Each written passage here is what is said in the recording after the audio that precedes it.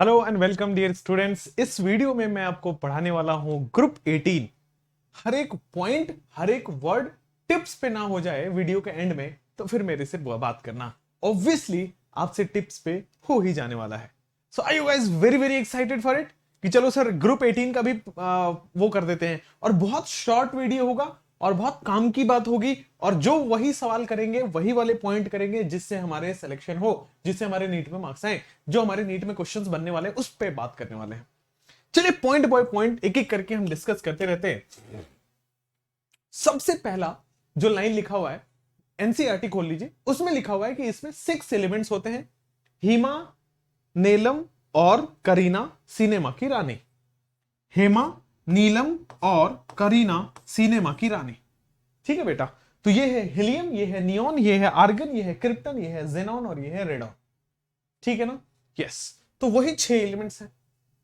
इनके बारे में बोला गया है कि ये जो 6 एलिमेंट्स है ना, ये जो 6 एलिमेंट्स हैं सारे के सारे गैस हैं। ये जो 6 एलिमेंट्स हैं ये सारे के सारे गैस हैं। आप सबको पता है इनर्ट गैस तो भाई साहब इनर्ट है, रिएक्ट ही नहीं करता है, तो लिखा गया अनरिएक्टिव है। पॉइंट लिखते जाइए बस कि ये 6 के बारे में बात किया गया, गैस है। फिर बोल दिया गया कि भाई साहब ये क्या है, अनरिएक्टिव है। चलिए, उसके बाद बोल दिया गया है कि जो अक्रेंस क्या है इसकी, सारे इनर्ट गैस आपको एटमॉस्फेयर में मिलेंगे except radon. All except radon atmosphere में मिल जाएंगे। काम की बात, सारे सारे आपको एटमॉस्फेयर में मिलेंगे एक्सेप्ट रेडॉन। तो अब समझ लेते हैं कि भाई रेडॉन कैसे मिलेगा। फिर रेडॉन एक्चुअली हमारे पास रेडॉन कैसे ऑब्टेन होगा, तो DK of radium. Radium element के डीके से आपको क्या मिलता है, रेडॉन प्रोडक्ट मिलता है। ये है रेडियम, ठीक है ना।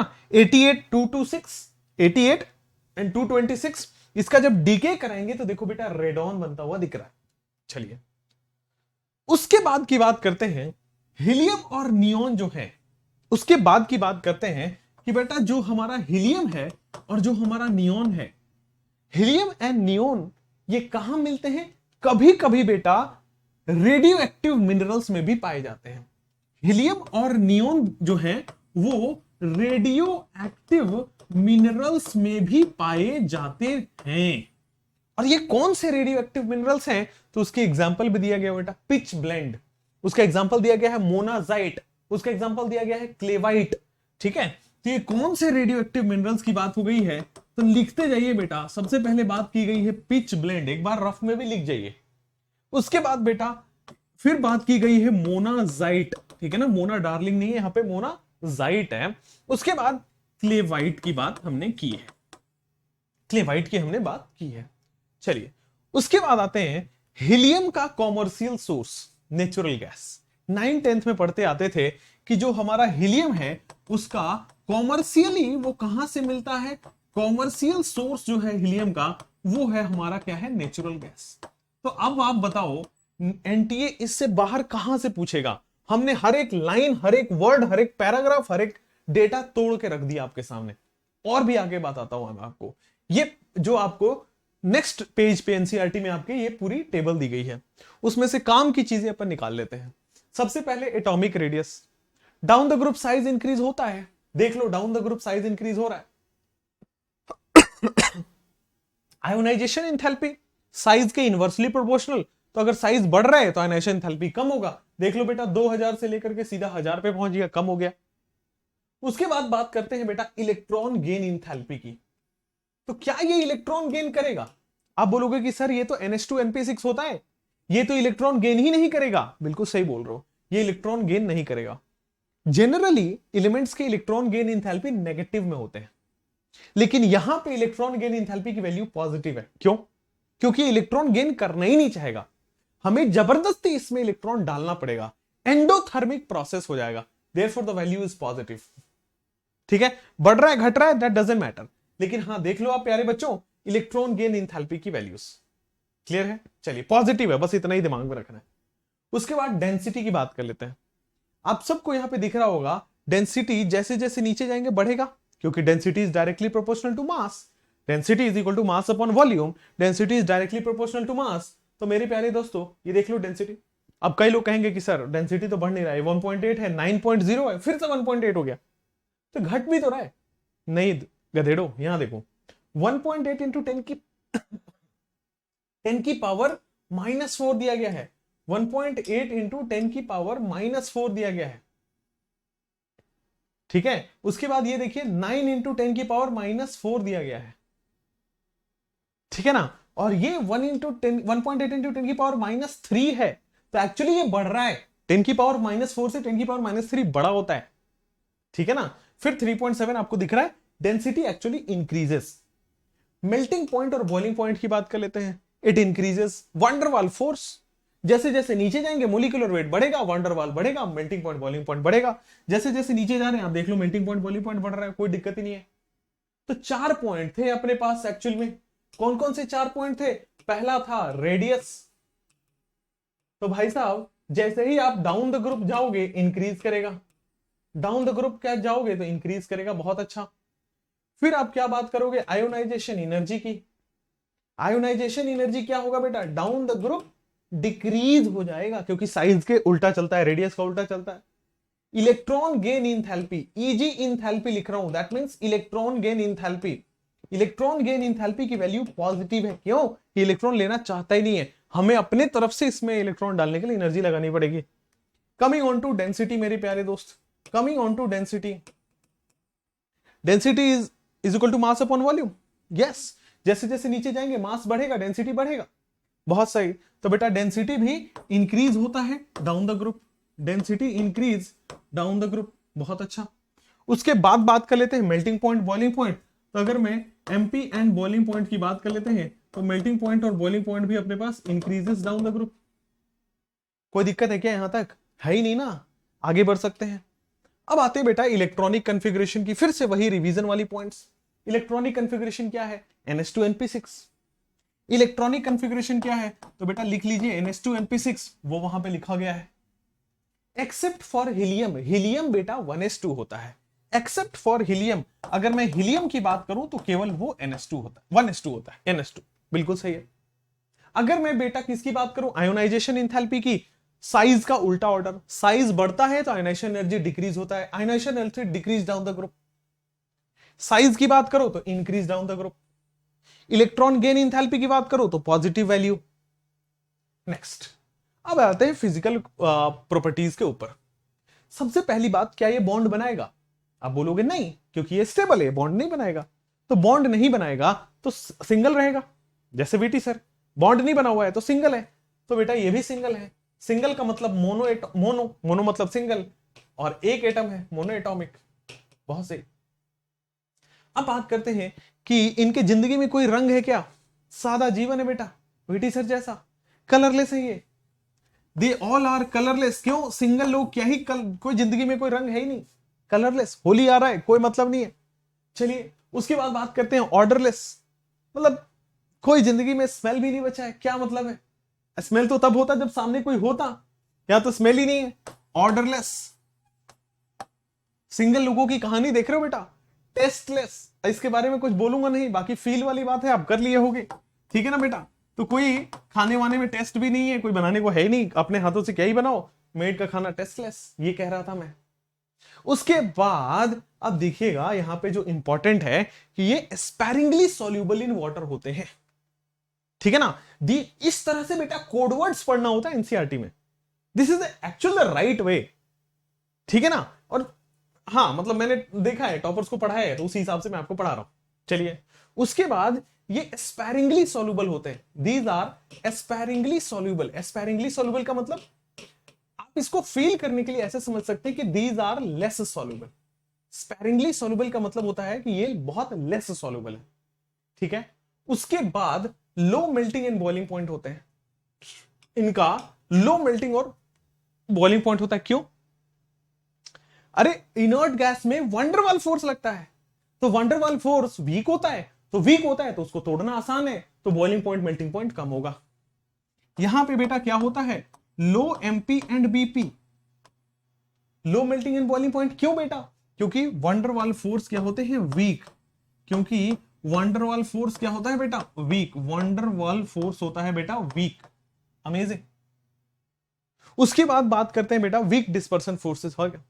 हीलियम जो है ना, अच्छा लोएस्ट, अभी तक जितने भी सब्सटेंस आप जानते हो इसमें से हीलियम का लोएस्ट बॉइलिंग पॉइंट होता है। इसमें से हीलियम का लोएस्ट बॉइलिंग पॉइंट होता है। अभी तक जितने सब्सटेंस आप जानते हो इसमें से हीलियम का लोएस्ट बॉइलिंग पॉइंट होता है मेरे प्यारे दोस्त। चलिए नेक्स्ट आपको बात करता हूं मैं आगे की जो बात है वो ये है कि ये लीस्ट रिएक्टिव होता है। केमिकल प्रॉपर्टी के ऊपर आ चुके हैं, लीस्ट रिएक्टिव होता है। क्यों भाई साहब? फुलफिल्ड है ना, फुलफिल्ड है, लीस्ट रिएक्टिव है। कहने का मतलब है NH2NP6 कॉन्फ़िगरेशन है तो इसको जरूरत ही नहीं है, रिएक्शन ही नहीं करेगा, स्टेबल है। अगर हीलियम की बात करो वो भी 1s2 है, ये भी फुलफिल्ड है, तो इसलिए लीस्ट रिएक्टिव है। दूसरा रीजन लीस्ट रिएक्टिव होने का यह है कि इसके आयोनाइजेशन एनर्जी बहुत ज्यादा है। कहने का मतलब है यहां से इलेक्ट्रॉन निकालना मुश्किल है। इलेक्ट्रॉन नहीं निकलेगा तो रिएक्शन किससे करोगे? रिएक्शन तो इलेक्ट्रॉन का ही होता है। चलिए अब आते हैं केमिकल प्रॉपर्टी के अंदर एक्चुअली में हम अभी तक पढ़ते आ रहे हैं कि रिएक्टिव, ऐसा कहीं नहीं हमने पढ़ा कि रिएक्टिव नहीं है। हमने यह पढ़ा कि कम रिएक्टिव है, इसका मतलब कहीं ना कहीं थोड़ा बहुत रिएक्शन इसमें है। तो वही रिएक्शन जो है उसकी बात करने वाले हैं। लीस्ट रिएक्टिव है, ठीक है, कम रिएक्ट करेगा लेकिन करेगा तो सही। वो कौन सा कंडीशन है जहां पे करेगा अभी सुनते हैं। एक बहुत ही साइंटिफिक प्रवृत्ति के इंसान थे जिनका नाम था नील बार्लेट। एक बहुत ही साइंटिफिक प्रवृत्ति के इंसान थे जिनका नाम था नील बार्लेट। क्या नाम था बेटा? नील बार्लेट। चलिए अब नील बार्लेट, कोई बार से साउंड कर रहा है क्या? कोई हो सकता है कुछ उस टाइप के साइंटिस्ट हो, कोई बात नहीं। नील बार्लेट के बारे में हम समझते हैं कि हमारे पास एक साइंटिस्ट थे नील बार्लेट। ये एक्चुअली में एक कंपाउंड बना रहे थे, ठीक है ना। एक कंपाउंड बनाया जिसका नाम था O2PtF6, जिसका नाम था O2 प्लैटिनम और फ्लोराइड, ठीक है ना। नील बार्लेट ने एक कंपाउंड बनाया जिसका कलर था बेटा रेड। नील बार्लेट ने एक कंपाउंड बनाया जिसका कलर था बेटा रेड। ही प्रिपेयर्ड अ रेड कलर कंपाउंड।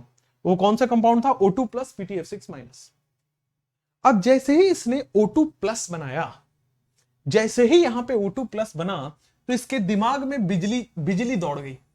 क्यों बिजली? इसलिए दौड़ी कि जो मोलिक्यूल O2 से O2 प्लस बनाने का जो आयोनाइजेशन एनर्जी है, O2 से O2 प्लस बनाने का जो आयोनाइजेशन एनर्जी है, जेनॉन से जेनॉन प्लस बनाने का भी वही आयोनाइजेशन एनर्जी है। They both are the same. तो वो कह रहा है कि बेटा जब इसका आयोनाइजेशन एनर्जी और इसका आयोनाइजेशन एनर्जी सेम है तो अगर ये कंपाउंड बना सकता है तो ये भी कंपाउंड बना सकता है। नील बार्लेट ने रेड कलर का ये वाला कंपाउंड बनाया और उसने देखा कि जो इसमें मोलिक्यूलर ऑक्सीजन है, और मोलिक्यूलर ऑक्सीजन का मतलब O2, जो इसमें मोलिक्यूलर ऑक्सीजन है, इसका फर्स्ट आयोनाइजेशन एंथैल्पी IE1, ये किसके आइडेंटिकल आ रहा है? ये आइडेंटिकल आ रहा है जेनॉन के। दैट मींस Xe के फर्स्ट आयोनाइजेशन या Xe के IE1 से। तो इसका मतलब बेटा ये क्या है? जब ये कंपाउंड बना सकता है तो ये भी कंपाउंड बना सकता है। और उन्होंने कुछ कुछ किया और कुछ कुछ करने के बाद बेटा उनको कुछ कुछ मिला, वो भी रेड कलर का मिला। और इससे पता चल गया कि भाई साहब xenon another red colour compound मिला जो कि जिसका नाम था Xe प्लस PtF6-। और यहां से बेटा उन्होंने पता कर लिया कि भाई जेनॉन भी कंपाउंड बनाएगा, ठीक है ना। तो नील बार्लेट एक्चुअली में रियलिटी में ये वाला कंपाउंड बनाए थे और आयोनाइजेशन एनर्जी दोनों का बराबर है, फर्स्ट आयोनाइजेशन एनर्जी दोनों का बराबर है, इसलिए उन्होंने ये वाला भी कंपाउंड बना दिया और एक्चुअली में एग्जिस्ट भी कर गया वो। तो ये हो गया जेनॉन की, मतलब जेनॉन जो है अपना कंपाउंड बनाएगा। क्यों? क्योंकि जेनॉन की आयोनाइजेशन एनर्जी फेवरेबल है रिएक्शन के लिए। चलिए अब आते हैं हीलियम नियॉन जो है ये कभी भी रिएक्शन नहीं देते, आज तक एक कंपाउंड नहीं बना। हीलियम, नियॉन, आर्गन, क्रिप्टन, ठीक है ना, ये इससे ऊपर वाले एक भी रिएक्शन नहीं देंगे। आपको लास्ट लाइन में ये लिखा हुआ है कि आर्गन, नियॉन, हीलियम ये सब कंपाउंड ही नहीं बनाते। चलिए उसके बाद जेनॉन कंपाउंड बनाता है।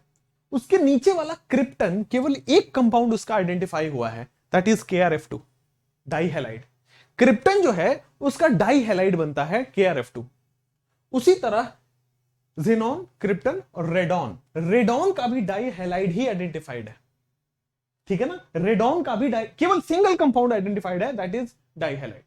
तो बहुत अच्छी बात है सर, जेनॉन बहुत सारे कंपाउंड बना सकता है, जेनॉन से ऊपर वाले एक भी कंपाउंड नहीं बनाएंगे। लेकिन उससे नीचे वाले बेटा क्रिप्टन और रेडॉन जो है, क्रिप्टन और रेडॉन एक एक कंपाउंड आइडेंटिफाइड है, दैट इज डाइहैलाइड, KrF2 और RnF2 दिख रहा होगा, RnF2 और वहां पे KrF2। अमेजिंग।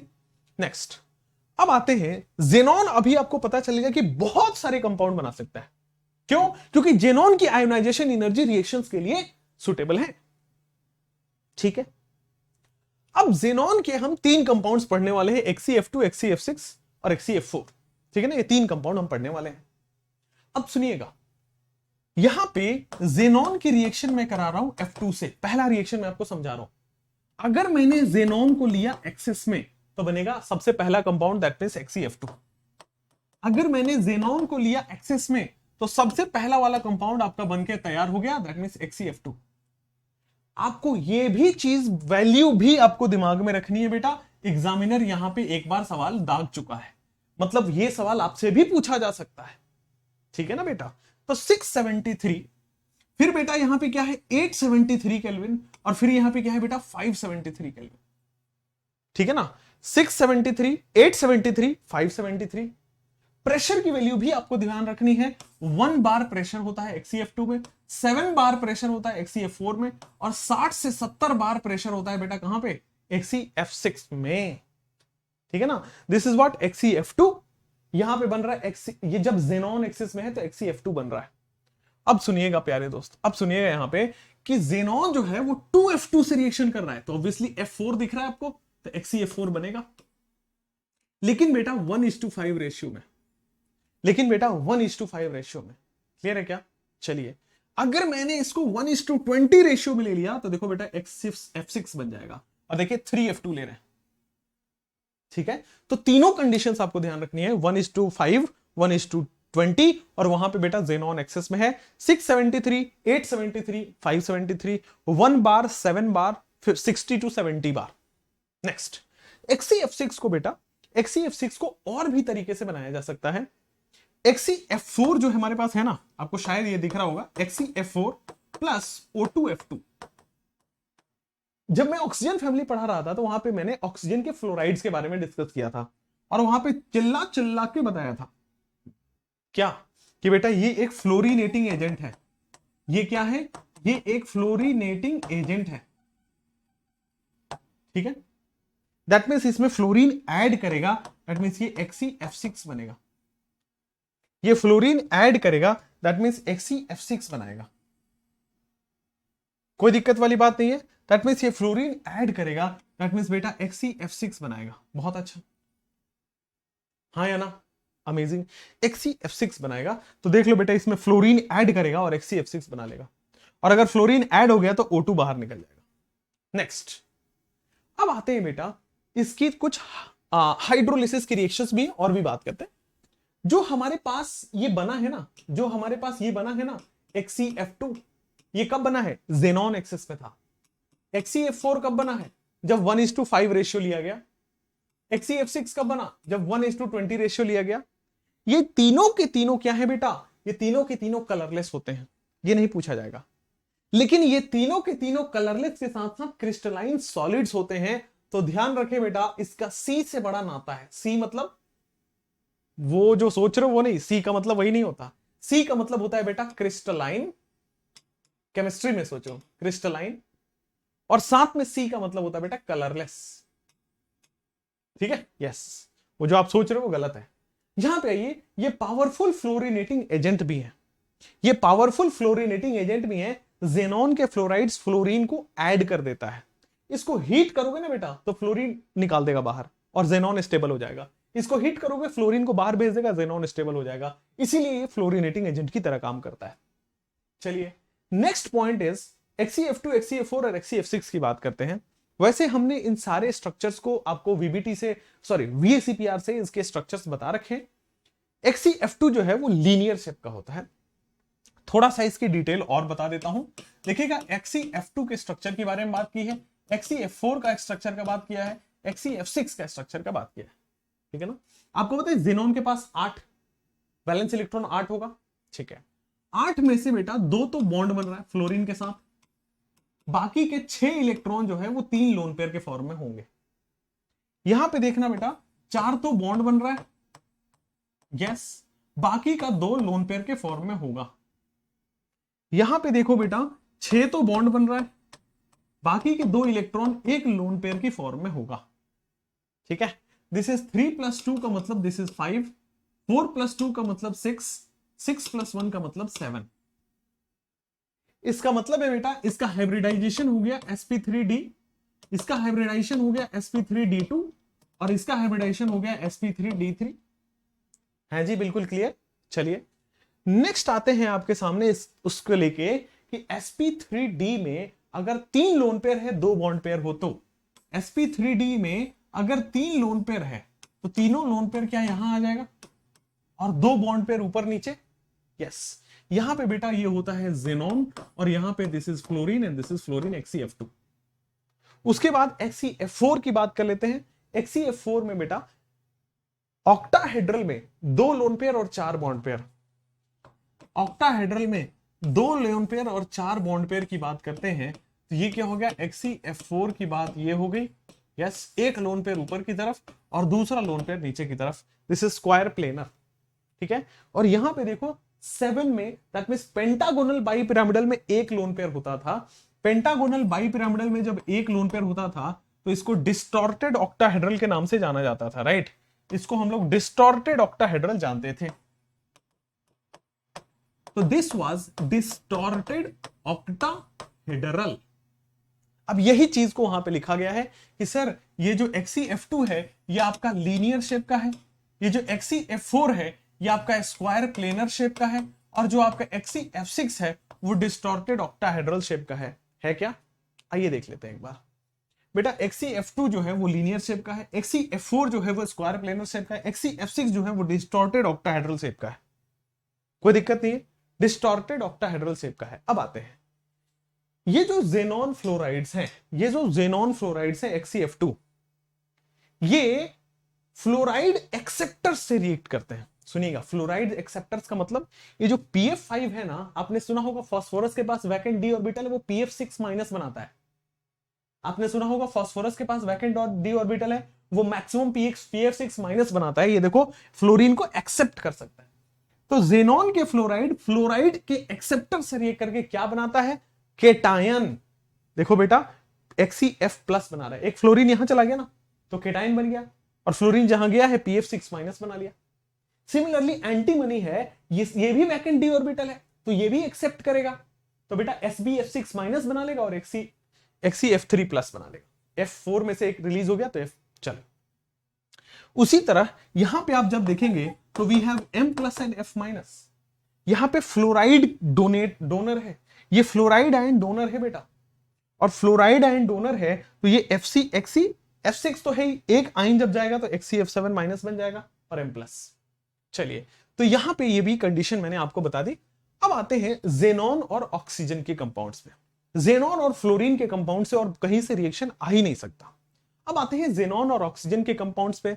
तो जेनॉन और जो ऑक्सीजन का कंपाउंड है ना उसके बारे में हम समझते हैं। सबसे पहले मैं समझाता हूं आपको इनकी हाइड्रोलिसिस, ये वाली जो रिएक्शन है ना हाइड्रोलिसिस वो उसी में आएगी। सुनिए, यहीं पे मैं आपको बताता हूं ये जो जेनॉन का हाइड्रोलिसिस है ना रटना मना है प्यारे दोस्त, ठीक है ना। यहां पे लिख दूंगा तो थोड़ा और काम हो जाएगा, यहां पे लिख देता हूं वो वाली रिएक्शन को यहां लिख देता हूं। XeF2 की हाइड्रोलिसिस कराई गई है। क्या कराई गई है? हाइड्रोलिसिस कराई गई है। XeF2 की हाइड्रोलिसिस कराई गई है 2H2O के साथ, ठीक है ना।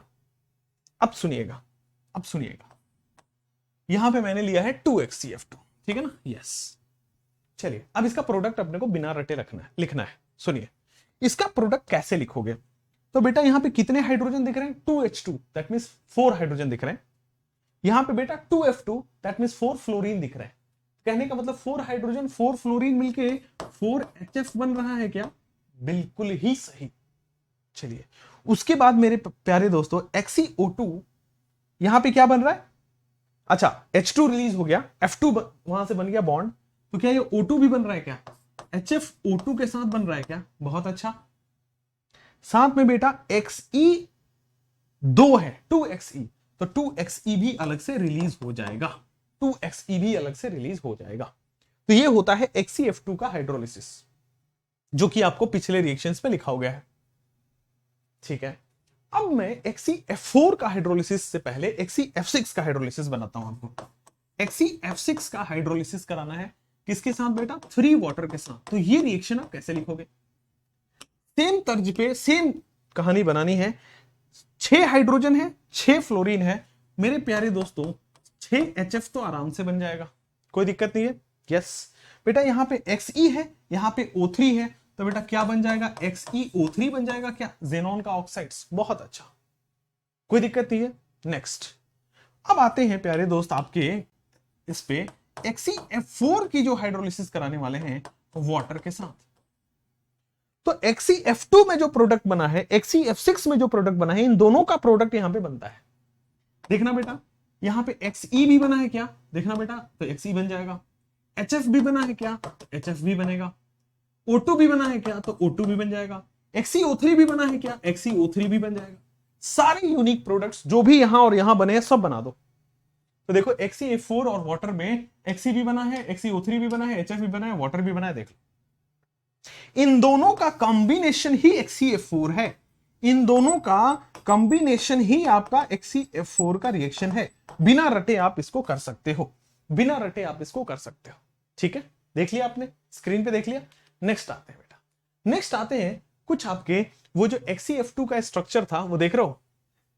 वो देख रहे हो ना, जो मैंने आपको बताया था, ये TBP ट्राइगोनल बाइपिरामिडल में ये 3 ही ऐसे हो गया और फ्लोरीन ऊपर नीचे।